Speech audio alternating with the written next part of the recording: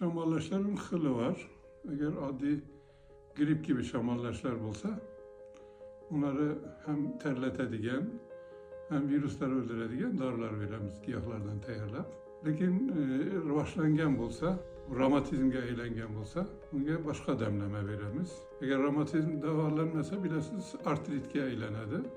Bo'g'imlarda qattiq og'riq bo'ladi, xususan havo iniganda, soviganda.